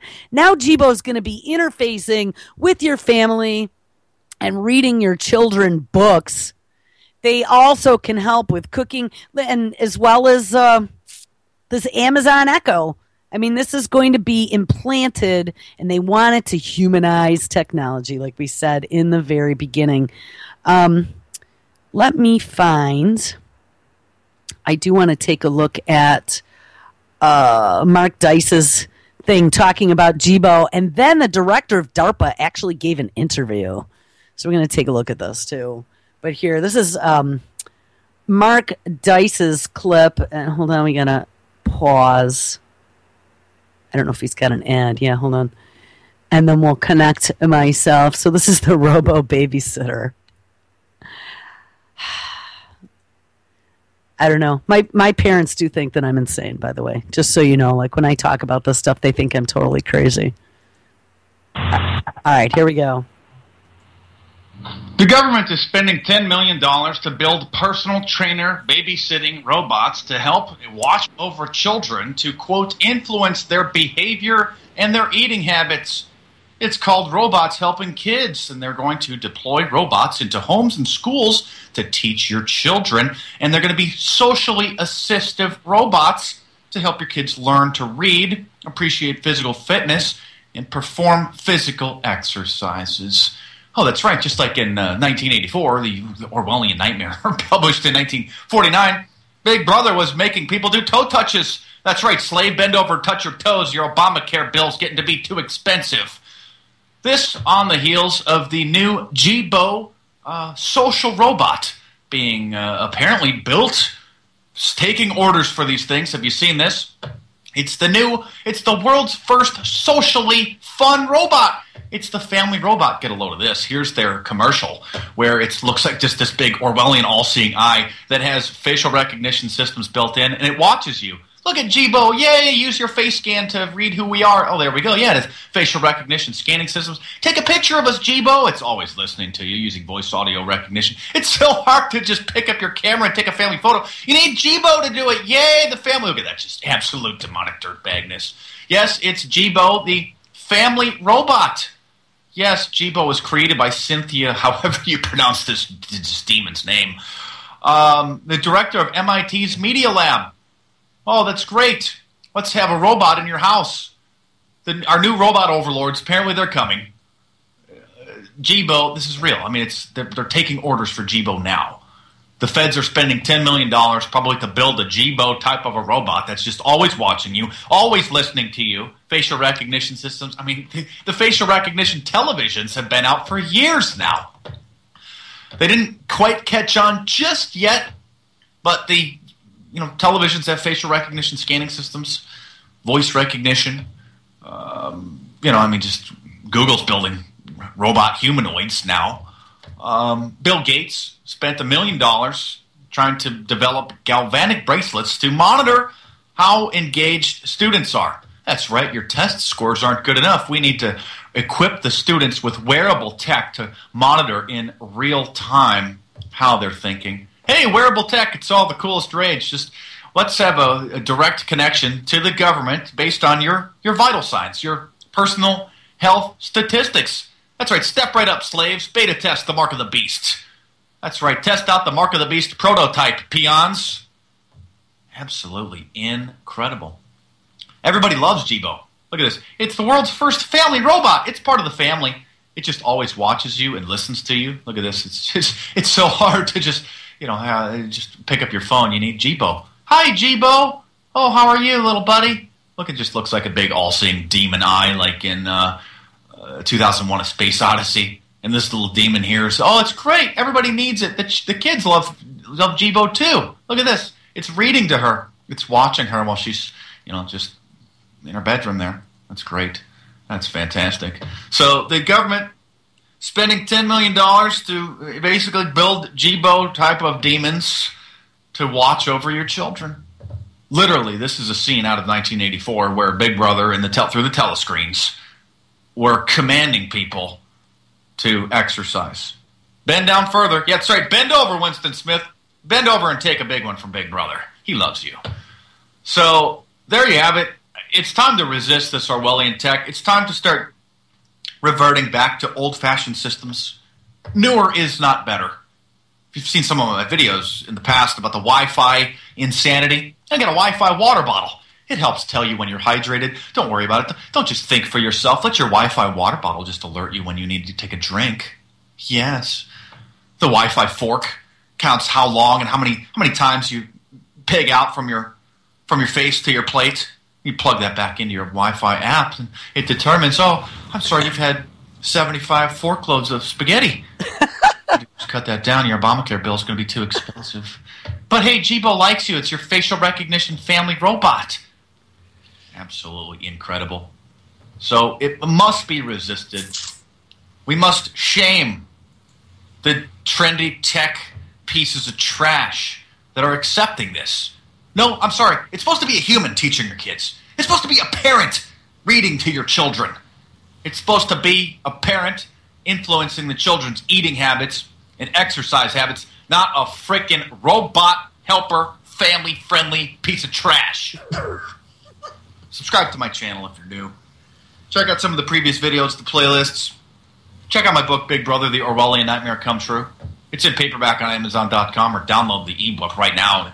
You can see how this has all been forecasted. I mean, down to the T. It is time to resist. I have to say, I mean, there are times when, like I said, I mean, a lot of his Illuminati stuff I sort of skip over, but he was right on the money. And I got to say, listening to Dice on this is the first time I've ever actually heard about his take on technology. I just actually dropped that video into chat. I think that was it, right? Hold on, let me make sure. Yeah, that's it. I mean, he's absolutely right. And like I said, it's time to resist. This cannot happen. This is going to usurp our control. And I mean, it goes even beyond that, because if we start then digging into nanobots and DARPA and vaccines and all this other stuff, guys, we are about ready to have our bodies also taken over by little robots that they can control. They will know everything. This brain project, don't think this is to fix some paraplegic's issue. This is to be able to understand, to mind read. I actually had a story just the other day about them being able to suck your thoughts out now. Literally suck out your thoughts. You know, we've joked about the thought police. Well, no longer fantasy. I also saw another thing. Google is pushing now to get the entire human genome online. Wow, that sounds great, doesn't it? So, I mean, they're already doing genetic manipulation like they're doing .NET programming, where you have reusable sections of code that you can just drop here and there and click, click, click, click, click, click, click. Well, now they're going to be able to do that with the human genome. It's very, very frightening. Oh, so we are getting close. We got about 20 minutes left. Where do we even go from here? Should we go back to... Let's look at this DARPA story about them using aircraft to be able to drop now tons of drones. They're doing mothership stuff. They had already talked about that Hydra. Oh, it is the Hydra project. Well, yeah, it's similar to the Hydra. The Hydra was all of the underwater drones, and then they built a mothership for that. I actually posted some stuff on that back over the summer. This is very similar to that. DARPA wants to build flying aircraft carriers, providing yet further evidence that we are living in the Avengers universe.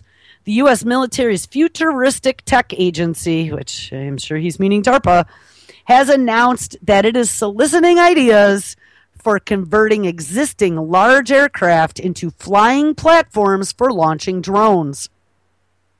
The idea is similar to another DARPA initiative, which is the controversial Hydra project, which aims to develop a network of undersea motherships that would be capable of deploying both underwater and aerial drones. The 10 maddest of mad science projects funded by DARPA, which was founded in 1958.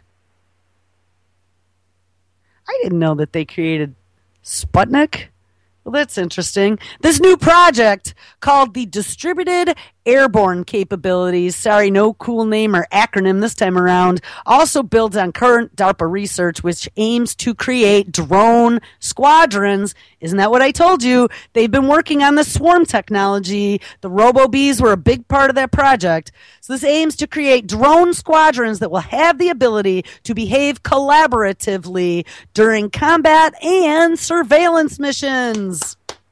That's us, people. The ultimate goal is to supply and diversify. Rather than trying to cram all sorts of hardware into a single large and expensive drone, DARPA envisions several smaller, unpiloted aircraft, each carrying specialized equipment that work in tandem with one another. The downside of this approach, which DARPA acknowledges in this new solicitation, is that smaller drones have a limited range compared to their larger, more well-endowed cousins. But a, quote, large aircraft that with minimal modification could launch and recover multiple smaller unmanned systems from a standoff distance, unquote, outside of the combat zone could provide DARPA with a cost-effective capability to effectively extend the range of its drone squadrons. The candidate aircraft include the B-52, the B-1, and the C-130. If you have any ideas on how to pull this off, you have until November 26th to submit your proposal. So guess what? That is out. It must be out on fbo.gov. If you go out there and you plug in DARPA, you probably will find that RFP. Sometimes you can find some pretty interesting information when you dig into the RFP. You go into all of the quotation documents of the exact details that they're looking for, and sometimes they actually give away stuff that they may not have been intending to. I don't know if anyone out there remembers, but I've talked about a nightmare that I had many times as a kid. And all those years, I thought that they were spaceships, that there was like alien invasion. I was in a parking lot at a grocery store, and all of a sudden, all these little triangular ships all flying together, all coming and shooting with lasers. Boo, boo, boo, boo, boo, boo, boo. And I had to go hide under the car. And then somehow I ended up at home, and I look out my window, and they're all flying in the street, boo, boo, boo, boo, boo, boo, boo, boo, shooting all together, these little triangles. And the only safe place to hide from them was inside the walls. I mean, literally, this was probably 35 years ago. I used to have this dream over and over and over and over again. For many years, I thought, watching science fiction or whatever. And one day while I was on the air with JJ and Rob Chowda, and for some reason, I don't know, we were talking about something, and I did a story about drones, and it just hit me. I was like, oh, those were drones in my dream. And I'm telling you what, guys, I think that's one of the reasons why this stuff like fascinates me and frightens me so bad, because I'm telling you, we are at that point now. All that technology, it was a swarm of vehicles, small and shooting lasers at us in that dream. And we are at that point right now. And they'll be able to track you. And guess what? With all this technology, probably the only safe place is going to be underground inside the walls. How frightening is that? I just was seeing something about these cameras that could see through like literally anything. Yeah, the RFI actually was kicked off November 7th. So that you can find that on fbo.gov. I'm just trying to see. There was a second story on that, and I wanted to see if they actually gave any more. It says, for now, all DARPA wants is a short tech proposal, 8 pages of less that provides ideas on technologies and approaches. So it's an RFI, not an RFP. An RFI is actually a request for information. RFP is request for proposal. I used to do those. So the RFI, they are just now asking for ideas. Obviously, if you give the best idea, typically you will be favored when it comes time to pitch for the RFP, but you're going to be talking about your technology. And I don't know if they make, after their submittal, I don't know if they make the RFIs public or not. They might not, because I don't know if I ever saw my response and I never did them for DARPA, but we did them for like state agencies. Definitely, you did a lot for RFPs, and then there were federal ones. I didn't really touch the federal ones too much, because we actually had a division that did federal, but we did do state. But yeah, I don't think they put your solutions online, because that would give an unfair competition advantage to your competition, obviously. So anyway, they're looking for an RFI, 8 pages or less, that provides ideas on the technologies and approaches, quote, that would enable low-cost, reusable, small platforms and airborne launch and recovery systems that would require minimal modifications of existing large aircraft types, which were the best sorts of missions for technology to be used for, and outlines for how to turn these ideas into, quote, full-fledged full system flight demonstrations within 4 years. Could you imagine a B-52 or a C-130 to start dropping 10,000 drones over your general area? You know, I've looked a lot at movies such as Running Man, if you remember anything about that when you were a kid, and they were broadcasting this real life and death, run for your life, and if you went down, you were killed. And it was like reality television. It really was like I think that movie's out in the 70s or the 80s version of reality television. Well, when you take a look at these HD cameras that they have on these drones, and then one of my very first, before the first Cup shows, very, very first, I had done this whole expose on these digital billboard systems a lot of them are owned by Clear Channel, that are along the roadside, and they partner with the FBI to use it for their Amber Alert program. And like I said at the time, I was like, hey, I don't have anything about any issue with the Amber Alert program. Definitely, if a child is abducted, you want to make sure that information and their picture gets out everywhere as quickly as possible to be able to prevent a travesty. But when you look at the future implications, today it's Amber Alert, tomorrow it's Wanted. And I was just reading recently that, where was that? Oh, one of the fugitives. Notice too how there have been quite a lot of fugitives over the last year or two, from the Boston bombing, and then that Pennsylvania cop shooter suspect, and the one in California, the cop, where they're like tracking these people.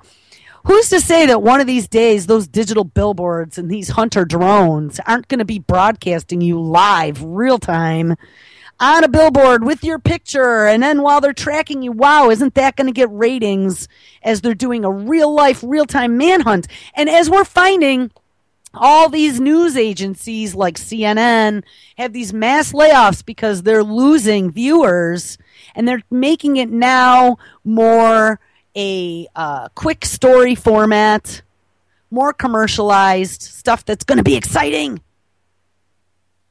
Reality TV type stuff. Guys, I really think that that's the future. I think these drones, among many other things, they're going to be hunting us down. This is a story from yesterday. UN commission, to discuss restrictions on real-world Terminator weapons. Smart weapons that pick targets without human intervention. Yeah, just like the DARPA drone yesterday that now can use its digital brain to make decisions. We better be worried about this. And when we look at then Google with their great neural machine, neural Turing machine that's really good at picking up patterns and facial recognition. And it's a big cloud computing, and they're all tied in NSA. I mean, you see the writing on the wall. It's coming, and it's coming faster than we know. A United Nations Commission is meeting in Geneva, Switzerland today, and don't think the UN has our best interests in mind either. But like I told you, there are no morals, there are no ethics, there are no rules. None. All this mad science is being allowed to happen in the name of progress. It's going to be at the loss of humanity is what's going to happen. This is the fight for biological life. We will be replaced with synthetic life. We have Bill Gates and all these other billionaires coming out saying within 20 years, all the jobs will be gone because they're going to give them all the robots. Well, then all they got to do is send out the squadron of kill drones and Atlas robots. And I know, I don't want to scare anybody, but you even heard Mark Dice. This is all for real. This is all happening. The technology is there already. And I don't think it's going to be too much longer. And now you see their campaign, let's humanize technology, right? He actually missed the connection with that woman being from MIT. Tons and tons and tons of DARPA money goes into MIT. Okay, I'm going to read a little bit of this. The United Nations Commission is meeting in Geneva, Switzerland today, and this was yesterday, November 12th, to begin discussions on placing controls on the development of weapon systems that can target and kill without the intervention of humans, reports the New York Times. The discussion comes a year after the UN Human Rights Council report called for, quote, a ban on lethal autonomous robotics, unquote, and as some scientists expressed concern that artificially intelligent weapons could potentially make wrong decisions about who it is going to kill. And I've talked about this. SpaceX and Tesla founder Elon Musk recently came out and called artificial intelligence potentially more dangerous than nuclear weapons. Not only did Elon Musk come out and say that artificial intelligence was damn ass scary and we should be really careful with what we're tinkering with right now, so did Stephen Hawking. Two pretty damn smart cookies. Peter Acero, the co-founder of the International Committee for Robot Arms Control, or ICRAC for short, told the New York Times, quote, our concern is with how the targets are determined and, more importantly, who determines them. Are these human-designated targets, or are these systems automatically deciding what is a target? If we ever really had fears for Skynet, we better have them now, because Skynet is being born in front of our eyes. Intelligent weapon systems are intended to reduce the risk of both innocent bystanders and friendly troops, focusing their lethality on carefully, albeit artificially chosen targets. The technology in development now could allow unmanned aircraft and missile systems to avoid and evade detection, identify a specific target from among a clutter of others, and destroy it without communicating with the humans who launched them. Fire and forget weapons are nothing new. The U.S. and other countries have used weapons that choose their own targets based on either active or passive seeking for decades. And I'm sure they're talking about like heat-seeking missiles and things of that nature. The AGM-88 HARM missile, for example, can lock onto an anti-aircraft radar system with little, if any, input from an aircrew. And the Navy has used the bearing-only launch weapon since the 1980s. The Harpoon missile system is a fire-and-forget system that will lock onto targets within a given area without being given a specific target. However, older fire-and-forget systems aren't exactly intelligent. The Harpoon, for example, would lock onto anything big enough in its target area. In 1988, an Indian freighter wandered into a restricted area near Hawaii and was struck by an unarmed Harpoon missile launched from an F-18 Hornet. Unfortunately, the exercise missile was launched close enough to the path of the merchant vessel for the missile seeker to guide onto it instead of the target. Whoops. Newer systems have taken fire and forget way further. The Royal Air Force's fire and forget Brimstone missile, for example, currently being used in the campaign against ISIS in northern Iraq, can seek out targets within an area that matches certain criteria, and it will self-destruct if it cannot find a suitable target. The Brimstone can also scan targets with its high-frequency radar to determine where to hit a target to do the most damage. Also, the U.S. Navy has development programs underway for multiple autonomous weapons systems, including long-range anti-ship missiles, or LRASM. Those will be able to make autonomous decisions about picking targets to attack based on information provided at launch without human intervention. This LSRAM may be the closest thing yet to an artificially intelligent weapon, and that has organizations like ISRAC concerned. It will be operating autonomously when it searches for the enemy fleet. This is pretty sophisticated stuff, and that I would call artificial intelligence outside of human control. The area of most concern is the pairing of such weapons with unmanned systems, taking humans entirely out of the loop.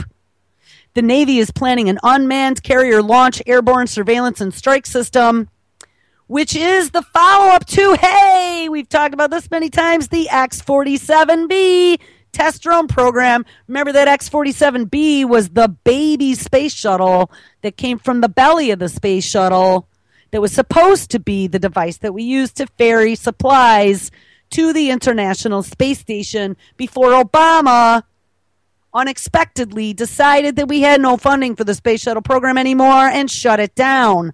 They took that X-47B, they transferred its ownership to DARPA, and then DARPA transferred the ownership to one of the secretive divisions of the Air Force, and the X-47B has been sent on 2 or 3 classified missions where it's remained in the air for long periods of time doing who the hell knows what. It actually just landed again about a week or 2 ago. Still classified. It says the U-class, and this is this unmanned carrier-launched airborne surveillance. I think this is the one that we were just reading about that does the large numbers of drones. The U-class could fly as a robotic wingman to human Navy pilots or fly deep into enemy territory alone to carry out missions, dropping guided bombs on targets all its own or drones. Christoph Heinz, the United Nations Special Rapporteur on Extrajudicial Summary and Arbitrary Executions, and author of the UN Humanitarian Rights Commission report on robotic weapons, says that human control over robotic weapon systems, quote, must be similar to the role of a commander over his troops. And on that note, people, I guess we're not going to get to the DARPA interview with that woman who actually called the technology they're working on terrifying until tomorrow. Make sure everybody sticks around. We're down to the last 20 seconds. It is Thursday night, so that means Mr. Chuck Ocelli is on live at 6. We got Mr. John Stokes. We have, actually after this is Hal Anthony. Then we got, oh no, wait a minute. It's Thursday, so Kevin Blanche is up next. And then Libby Haleve's newest, which is on an update to the sailors that went into Tempco and all got irradiated. Then we have Mr. John Stokes, Mr. Jack Blood. Chuck is live tonight.